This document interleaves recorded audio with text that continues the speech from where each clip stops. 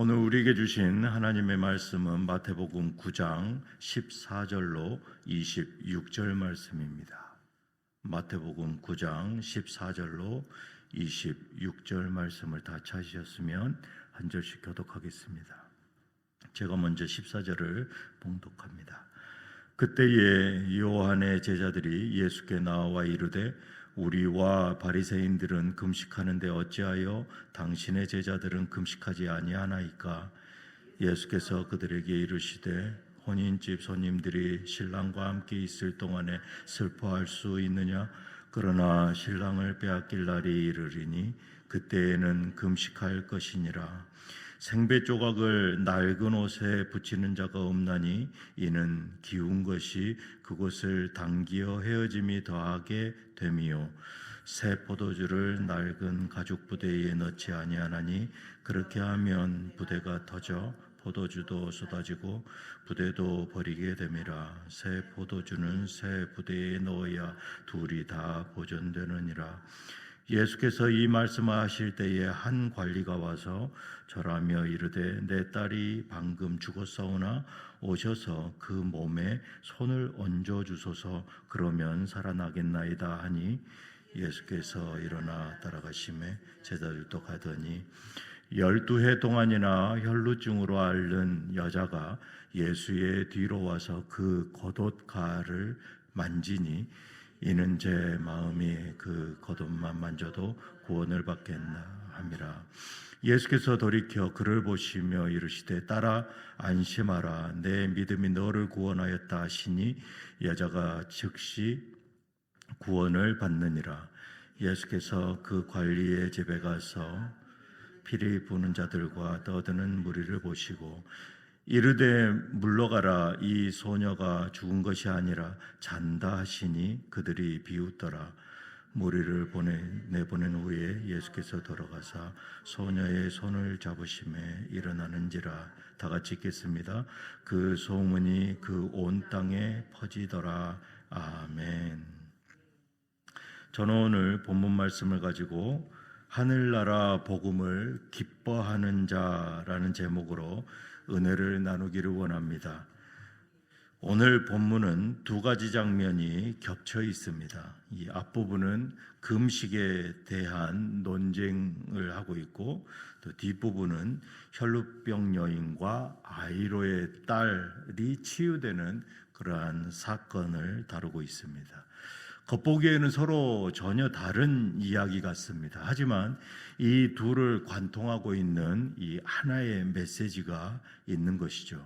그것은 바로 예수 그리스도의 오심입니다. 이 예수 그리스도의 오심으로 인해서 새로운 시대 그리고 새로운 생명의 역사가 시작되었다라는 사실입니다.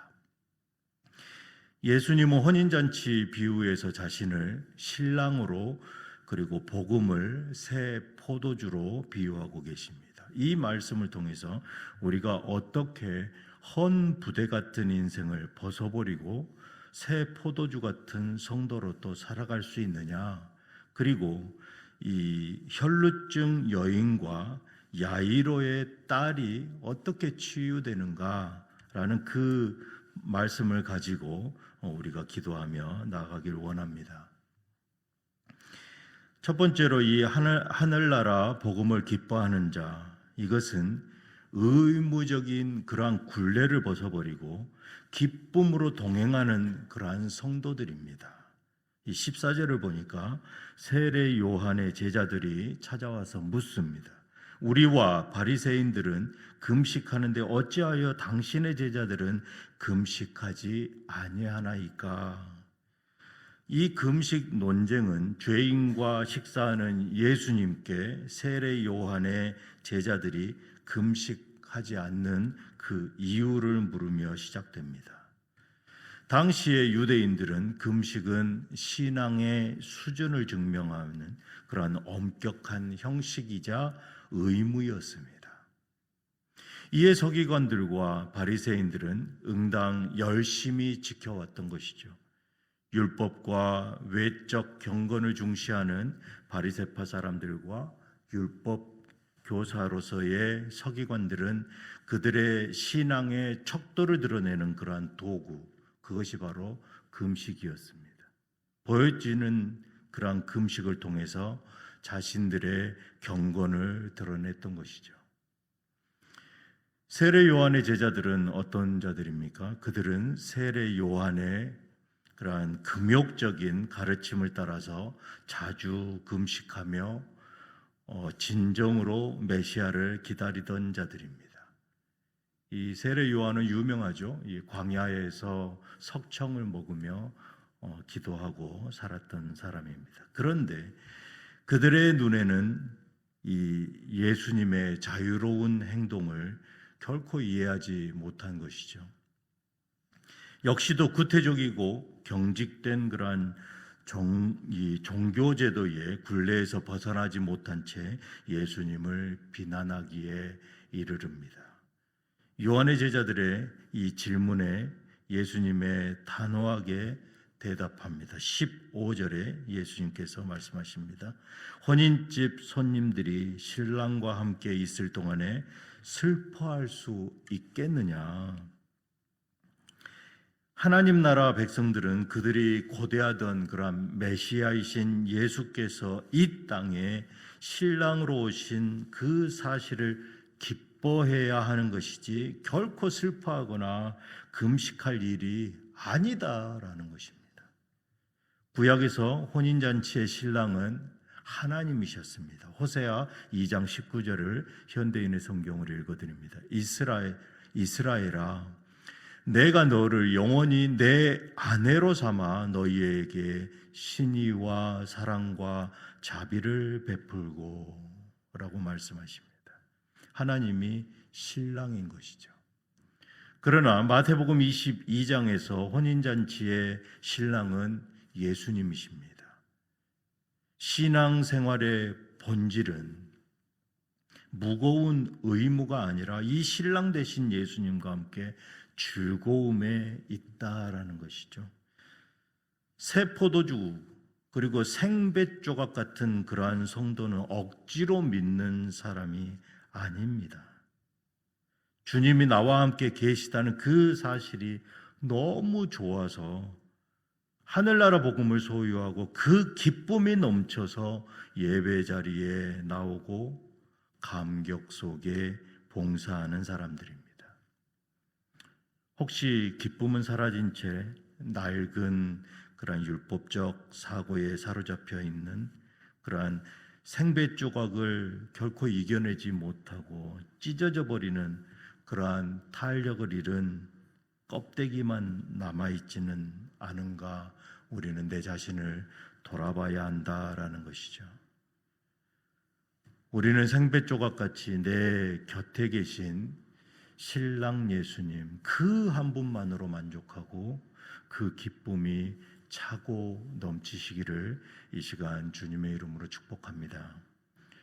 주님, 내 안에 이 하늘나라 복음으로 구원의 기쁨으로 회복시켜 주시옵소서라는 이 기도가 오늘 하루 우리의 입술에 고백이 되기를 축복합니다. 두 번째로 변화를 수용하는 그러한 부드러운 새 부대의 성도들, 그들이 바로 하늘나라 기쁨을 소유하는 자들입니다. 예수님은 새 포도주를 낡은 가죽 부대에 넣지 않는다라고 하셨습니다. 이 낡은 부대가 어떤 부대입니까? 이미 새 포도주를 담은 새 가죽 부대가 시간이 지나면서 발효되고 산화되어서 겉이 딱딱하게 도자기로 만든 그러한 이 술병처럼 딱딱해져 버립니다. 술을 다 사용하고 남은 이 가죽 부대는 망치로 두드리면 바로 깨져 버리는 것이죠. 결코 시작은 새 가죽 부대였지만 그의 끝은 자기와 같이 깨져 버립니다. 그러한 포도주 병에 이 새 포도주를 발효시켰다라고 생각을 해보시기 바랍니다. 복음은 생명력을 가지고 있습니다. 그래서 이 복음이 담기는 우리의 마음 또한 새롭고 탄력이 있어야 된다라는 것입니다. 나는 원래 이런 사람이야. 우리 집안은 원래 이래. 신앙생활은 원래 이렇게 해야 돼. 이렇게 하는 거야. 라는 그러한 입술의 고백. 그것이 바로 고집스러운 낡은 가죽 부대를 고수하는 그 입술의 고백인 것이죠. 아무리 강력한 은혜의 말씀이 임해도 그 은혜를 결코 담아내지 못한다라는 것입니다. 결국 어떻게 되겠습니까?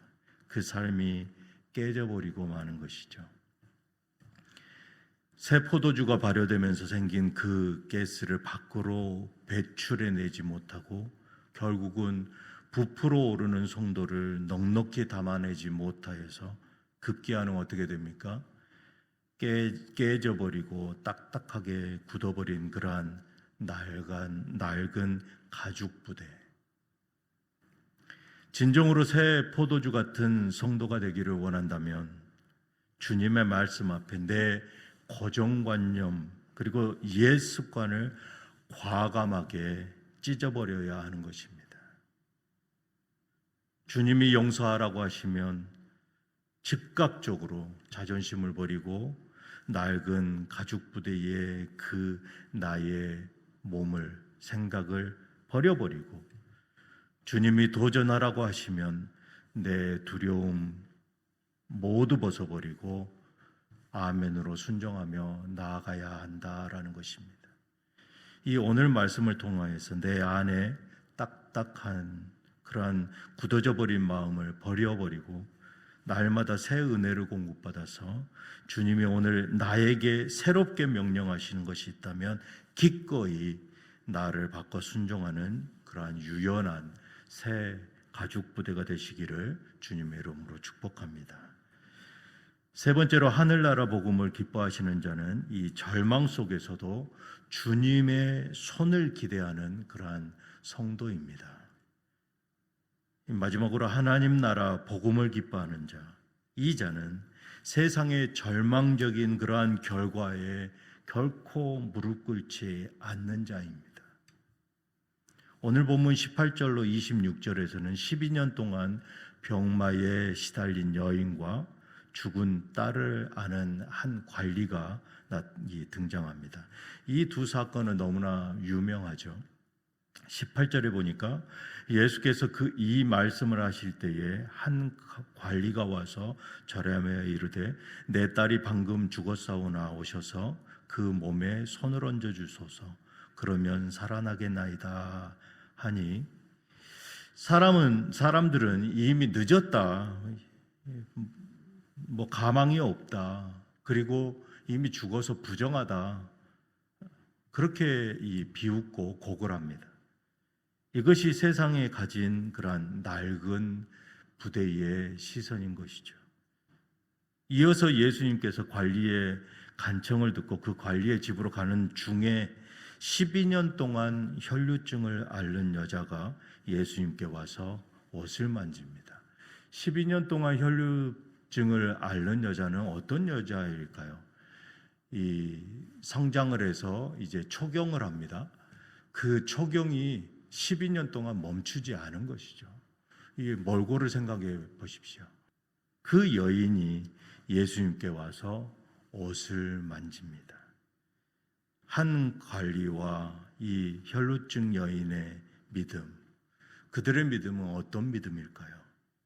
그 절망의 이 소음들을 뚫고 예수님께 나아가는 믿음. 이 여인은 겉옷만 만져도 자신이 구원을 받겠다라는 그러한 믿음을 가지고 손을 내밉니다. 야이로는 어떻습니까? 오셔서 손을 얹어주시면 살겠나이다 라는 믿음을 가진 것이죠. 이 두 사람에게 예수님이 개입하시자 어떤 일이 생깁니까? 바로 23절, 24절에 그 관리의 집에 가사 피리 부는 자들과 떠드는 무리를 보시고 이르시되 물러가라. 이 소녀가 죽은 것이 아니라 잔다 하시니 그들이 비웃더라. 통곡하는 소리가 가득한 집에 잔다라는 그 소망의 선포와 함께 25절에 예수께서 들어가사 소녀의 손을 잡으심에 일어나는지라. 소녀가 살아나는 그러한 놀라운 역사의 현장으로 바뀌어 버립니다. 우리의 삶도 마찬가지입니다. 이 세상은 우리에게 이제 끝났어 라고 말할지도 모릅니다. 그러나 하늘나라 복음으로 기뻐하는 그런 성도들은 그 끝에서 주님께 나아가 절을 하는 믿음, 또 예수님의 옷자락을 손을 뻗어서 붙잡는 믿음, 지금 여러분들을 괴롭히시는 그 12년이 된 그러한 혈루증과 같은 문제가 무엇입니까? 이는 숨이 끊어진 것 같은 그러한 절망적인 상황은 무엇일까요? 세상의 비웃음에 귀를 닫고 주님의 손을 내미시길 바랍니다. 이 아침에 하나님 나라 복음의 기쁨을 가지고 절망의 낡은 부대는 새 생명의 부대로 바꾸고 죽은 자가 일어나는 그러한 놀라운 역사를 경험하는 뉴장의 모든 성도들, 모두 체험하는 성도들 되시기를 주님의 이름으로 축복합니다. 기도하시겠습니다. 사랑의 주님, 오늘 아침 우리가 낡은 부대를 모두 찢어버리고 새 부대로 하늘나라 복음의 기쁨을 넉넉히 담아내어서 절망 속에서 생명의 잔치로 바꾸는 하늘나라 복음을 소유하는 믿음의 성도들 다 되게 하여 주시옵소서. 이 아침에 주님의 옷자락을 향하여 나의 손을 뻗는 귀한 믿음의 모든 성도들 되게 하여 주시옵소서. 우리 주 예수 그리스도의 이름으로 기도드리옵나이다. 아멘.